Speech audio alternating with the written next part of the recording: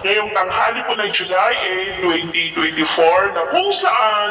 sa ngayon ay patuloy pa rin ang pag-iral ng Intertropical Convergence Zone dyan po sa may Mindanao at Visayas, habang ang habagat ay may mahinang daloy na sa kanluran po ng ating bansa. At ang easterlies ay patuloy pa rin na dumadaloy dito po sa silangan ng Luzon. At sa ating long range forecast, wala pa rin bagyo na nakikita na tatawid po dito sa ating bansa for the next 5 to 7 days. Pero nananatili pa rin na may banta ng sama ng panahon na maaaring mabuo sa silangan ng po ng ating bansa sa susunod na mga araw, at ang development po naman yan ang ating babantayan kung matutuloy po o hindi. At sa lagay ng ating panahon, ngayong tanghali ay maayos ang panahon sa malaking bahagi ng bansa, pero may chance sa panin ng ulap na kalangitan with isolated rain sa may Ilocos provinces,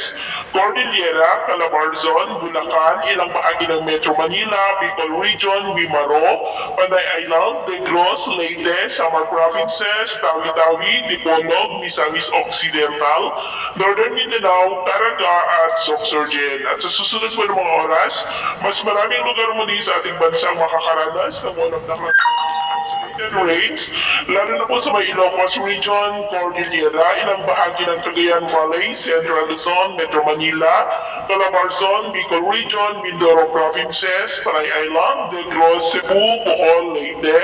Samar Provinces, Sulu Archipelago, Zamboanga Peninsula, Northern Mindanao, Caraga, Sorsogen at ilang bahagi po ng Davao Region. Kaya mag-ingat po tayo sa posibleng banta ng mga pagbaha at pagbuho ng lupa,